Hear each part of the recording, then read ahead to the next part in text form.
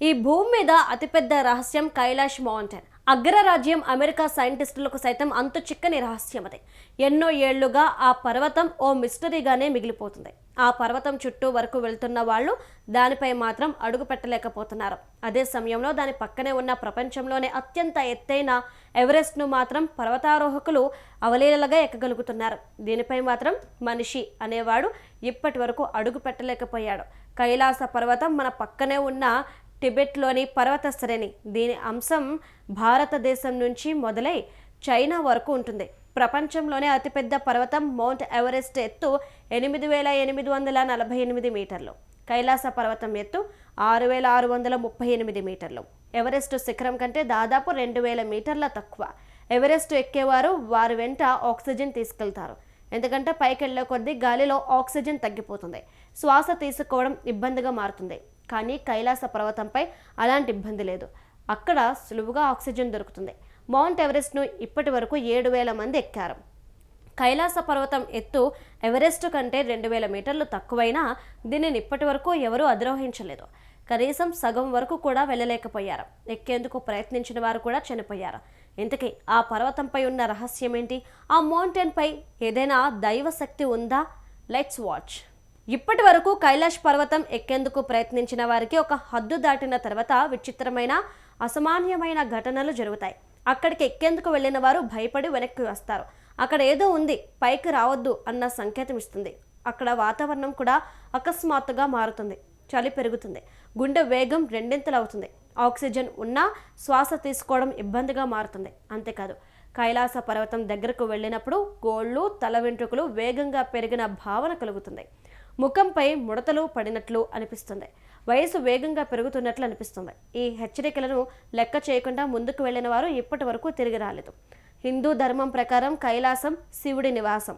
అతని అనుమతి లేకుండా ఎవరూ అక్కడికి వెళ్ళలేరు అనేది మాత్రం నిర్ధారణ అయింది. ఇక ఈ పర్వతం వద్ద బ్రహ్మతాల్, రాక్షసతాల్ అనే 2 సరస్సులు కూడా ఉన్నాయి.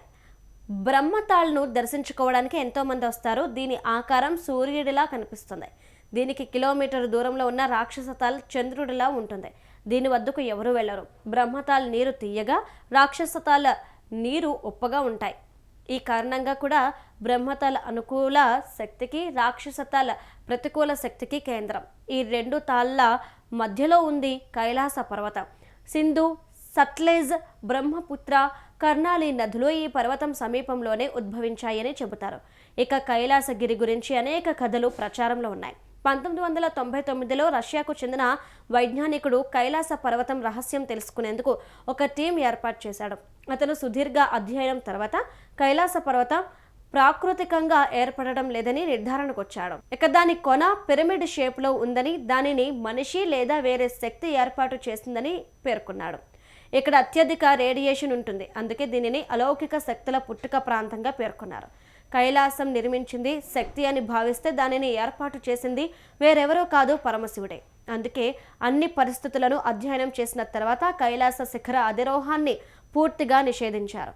అయితే 2001లో చివరిసారి స్పెయిన్కు చెందిన ఓ బృందం దీనిని ఎక్కేందుకు ప్రయత్నించింది, కానీ మధ్యలోనే వెనక్కి వచ్చింది. ఇక పరిశోధకుల ప్రకారం ఈ కైలాస పర్వతం వద్ద 4 దిక్కులు కలుస్తాయి.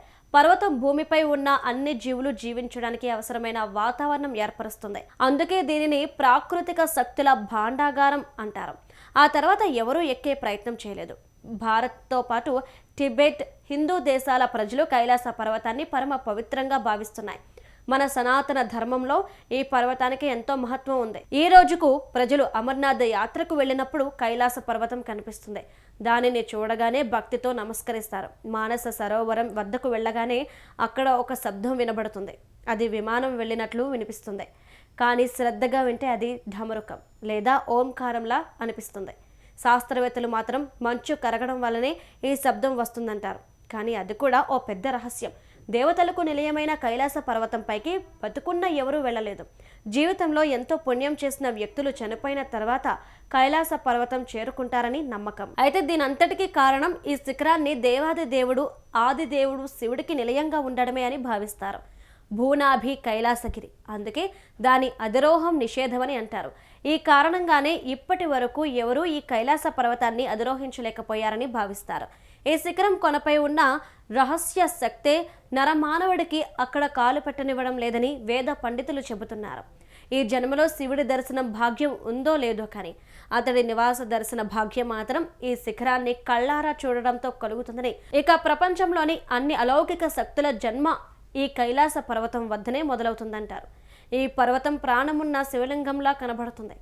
ఒక రీసెర్చ్ టీం చేసిన పరిశోధనల ఆధారంగా కైలాస పర్వత కేంద్రం భూమికి కేంద్రం. ప్రతి మనిషికి కేంద్రం నాభి. భూమికి నాభి ఈ శక్తివంతమైన కైలాస పర్వతం.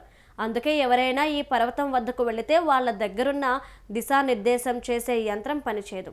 ఈ శిఖరాన్ని బౌద్ధ, హిందూ, జైన మతస్థులు పవిత్ర స్థలంగా భావిస్తారు. కైలాసగిరి పవిత్రతకు భంగం కలగకూడదనే ఉద్దేశంతో ప్రభుత్వం అధిరోహణను నిషేధించడం జరిగింది.